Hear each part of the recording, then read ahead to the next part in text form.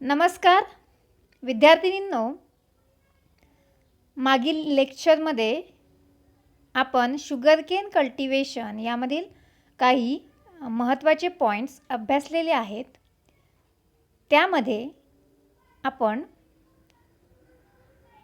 Sugarcane sets selection म्हणजे त्याला बेणे म्हणतो, सेट सिलेक्शन, सेट ट्रीटमेंट्स, त्यानंतर harvesting, sign of maturity, actual harvesting आणि यील्ड हे महत्त्वाचे मुद्दे अभ्यासलेले आहेत. आजच्या लेक्चरमध्ये आपण पाहणार आहोत पेस्ट ऑफ शुगरकेन म्हणजेच ऊस या पिकावरती कोणकोणत्या किडींचा प्रादुर्भाव होतो. तर यामध्ये बघा किडी कोणकोणत्या येतात शुगरकेन पिकांवरती ह्या ठिकाणी दिलेल्या आहेत. पहिला आहे टॉप शूट बोरर, त्यानंतर स्टेम बोरर, नंतर पायरिला, चौथा आहे मिलीबग, नंतर टर्माइट्स, वुली ॲफिड्स आणि माइट्स. अशा प्रकारचे पेस्ट हे शुगरकेन या पिकावरती येत असतात. त्यातले काही महत्त्वाचे पेस्ट आपण डिटेलमध्ये ते पाहणार आहोत. तर यामध्ये जो पहिला पेस्ट आहे तो आहे शुगरकेन स्टेम बोरर. याचे फोटोग्राफ्स अगदी क्लिअर आपल्याला या ठिकाणी दिसत आहे स्लाईडमध्ये बघा.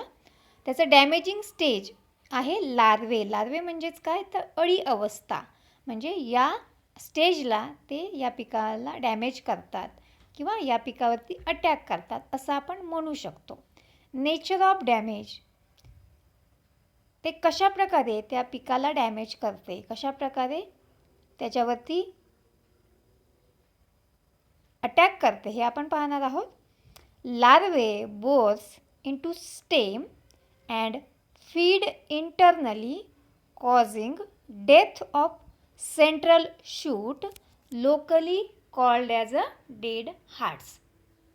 आता हे जे लार्वे आहेत तर हे त्या स्टेममध्ये बोअर करतात किंवा त्याला होल करतात आणि याच्या आतमधलं जे मटेरियल आहे तर त्या मटेरियलवर ते फीडिंग करतात आणि यामुळे काय होते तर जो मधला भाग आहे तो पूर्ण त्यांनी नष्ट केल्यामुळे, खाऊन टाकल्यामुळे तो पूर्ण जो भाग आहे वरचा तो स्टेमचा तो पूर्ण काय होतो, ड्राय होतो. त्यालाच काय म्हटलेलं आहे, डेड हार्ट्स असं म्हटलेलं आहे.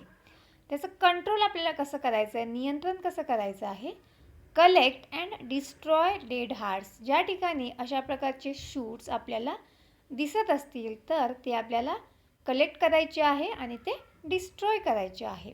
त्यानंतर सेकंड आहे release egg larval parasite that is trichogramma. तर यामध्ये बायोलॉजिकल पेस्ट कंट्रोल आपण वापरणार आहे की जे त्याला ट्रायकोग्रामा म्हणतात. ह्या पॅरासाईट आहे आणि हा पॅरासाईट काय करतो तर हे शुगरकेन स्टेम बोरर आहे, ही जी किडी आहेत तर यावरतीच फिडिंग करतो आणि त्याला कंट्रोल करतो. It is a biological control trichogramma. मग त्याचे जे एग्स आहे ट्रायकोग्रामाचे आपण त्याचे कार्ड्स काही ठिकाणी वेगवेगळ्या ठिकाणी त्या फील्डमध्ये लावतो. तिसरा कंट्रोल मेजर आहे स्प्रे एंडोसल्फॉन और मॅलॅथिओन. या व्यतिरिक्त आपण एंडोसल्फान किंवा मॅलॅथिओनची सुद्धा स्प्रेइंग करू शकतो. अत्यंत महत्त्वाचा पेस्ट आहे. यावरती आपल्याला 2 मार्काचा प्रश्न विचारला जाऊ शकतो. शुगरकेन स्टेम बोरर, त्याचे जे नेचर ऑफ डॅमेज आहे आणि कंट्रोल मेजर आहे ते आपण व्यवस्थित लक्षात ठेवायचे आहेत. त्यानंतर second pyrilla. It is the most important pest on sugarcane crop. ही महत्त्वाची पेस्ट आहे, मेजर पेस्ट आहे असं आपल्याला म्हणता येईल. याची जी डॅमेजिंग स्टेज आहे ती निम्फ आणि ॲडल्ट म्हणजे लार्वाची जी पुढची स्टेज आहे त्याची जी ग्रोथ होते तर त्या स्टेजला या फोटोग्राफमध्ये दिसत आहे बघा, तर त्या स्टेजला ही या पिकावरती अटॅक करते किंवा त्याला डॅमेज करते. Nymph and adult suck the cell sap from leaves and stem. हे काय करतात निम्फ आणि अडल्ट किंवा पायरिला पेस्ट तर त्या पानांमधील आणि त्याच्या स्टेममधील हा रस शोषण करतात. The affected leaves become yellow and dry up.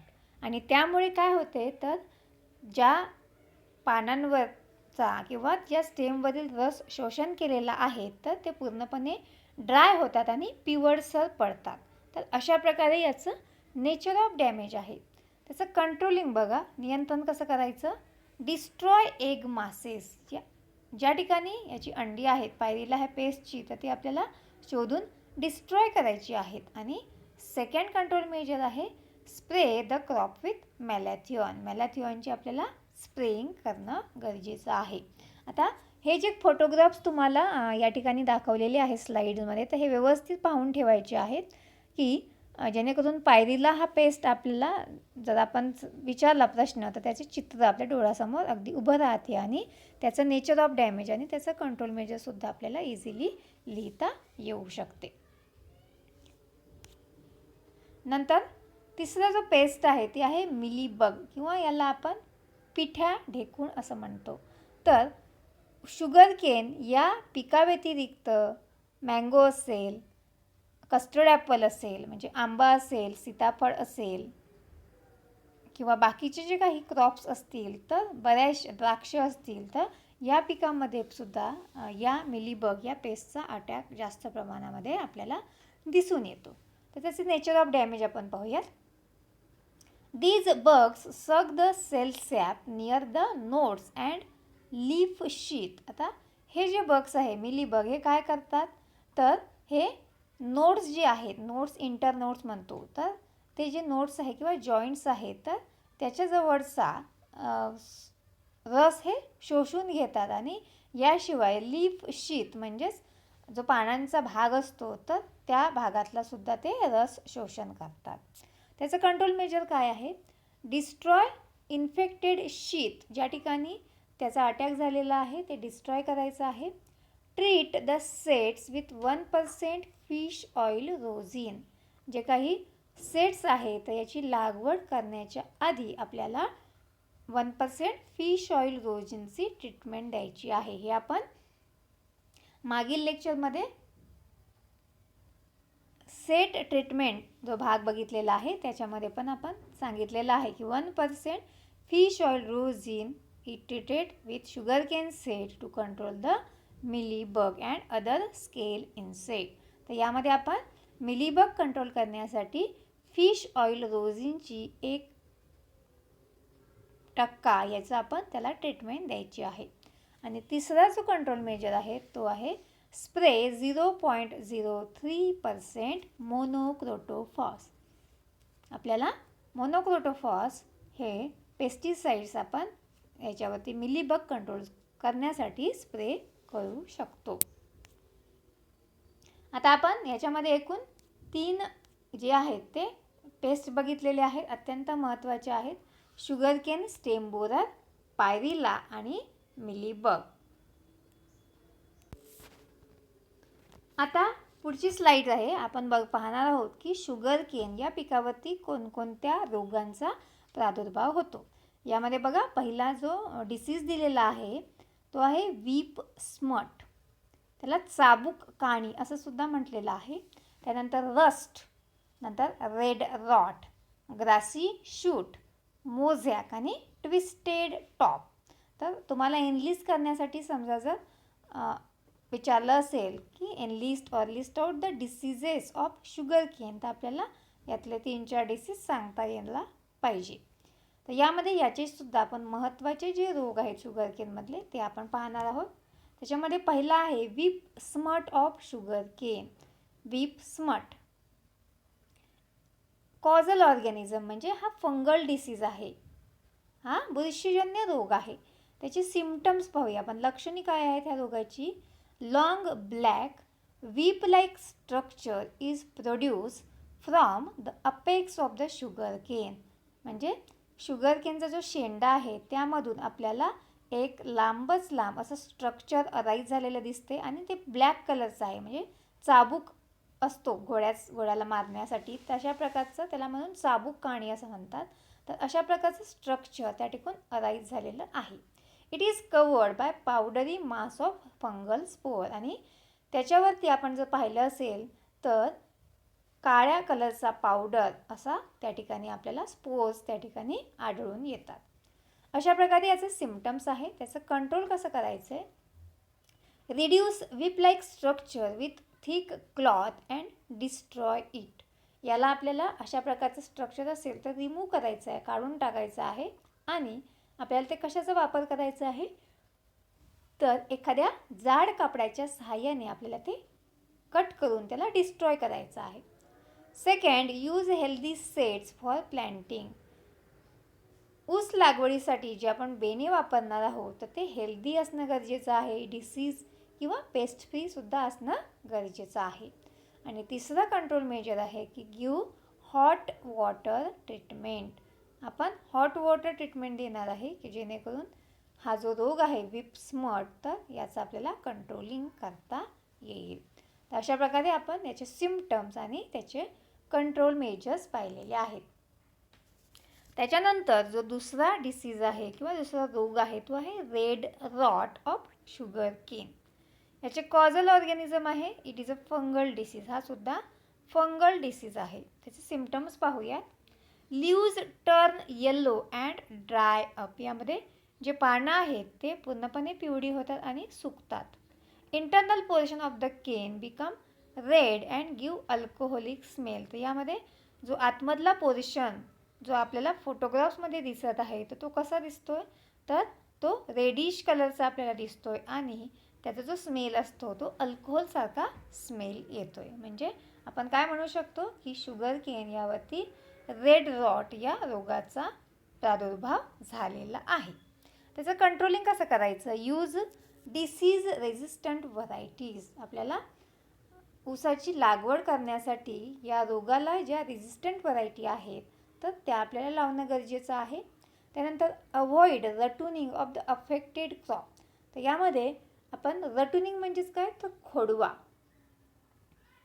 RATOO पाहिजे बघा इथं. रटुनिंग ऑफ अफेक्टेड क्रॉप्स. आता आपण जर पिकामध्ये जर रेड रॉट या रोगाचा प्रादुर्भाव झालेला असेल तर त्यापासून आपण खोडवा पीक घेऊ नये. म्हणजे ते अवॉइड करायचं आहे. Use healthy sets for planting. जे काही बेणे आपण वापरणार आहे ते हेल्दी वापरायचे आहे. आणि चौथा आहे ट्रीट द सेट्स विथ ॲगेलॉल. आपल्याला जे सेट्स आहेत तर ते मर्क्युरियल फंगीसाईड्स आहे. याची ट्रीटमेंट आपण बघितलेली आहे सेट ट्रीटमेंटमध्ये. तर त्याची आपण ट्रीटमेंट दिली तर आपण हा जो डिसीज आहे त्यापासून आपण जो अटॅक होणार आहे किंवा त्याचं नियंत्रण आपण करू शकतो. त्यानंतर पुढचा जो डिसीज आहे तो आहे grassy shoot of sugar cane. जसं त्याचं नाव आहे त्याचप्रमाणे आपल्याला फोटोग्राफ्समध्ये दिसत आहे बघा. ग्रासी शूट म्हणजे ग्रास लाईक स्ट्रक्चर. या ठिकाणी गवतासारखं आपल्याला दिसत आहे. It is a viral disease. आता हा व्हायरल डिसीज आहे. सिम्पटम्स बघा. It produce profuse tillers from the base of sugar cane as like grass. तर या ठिकाणी फोटोग्राफ्समध्ये आपल्याला त्याच्या बुंध्याजवळून नंबर ऑफ टीलर्स किंवा फुटवे, असंख्य फुटवे या ठिकाणी फुटलेले दिसत आहे आणि ते एक गवतासारखं आपल्याला दिसत आहे. Tillers are light green to dark green colour. आणि हे जे टीलर्स आहे हे फुटवे आहे याचा कलर कुठला आहे? तर लाईट ग्रीनपासून तर डार्क ग्रीन कलर आपल्याला या ठिकाणी दिसत आहे.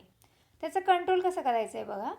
Treat the sets with hot water at 50 degree Celsius for 2 hours. आपल्याला बेणे लागवडी आधी ट्रीटमेंट द्यायची आहे. त्यासाठी आपण ग्रासी शूट कंट्रोल करण्यासाठी हॉट वॉटरची ट्रीटमेंट देणार आहे 50 डिग्री सेल्सिअसला 2 तासांसाठी. Treat the sets with moist air at 54 degree Celsius. त्यानंतर आपण मॉइस्ट एअरची सुद्धा त्याला ट्रीटमेंट देऊ शकतो. ती 54 डिग्री सेल्सिअसला द्यायची आहे.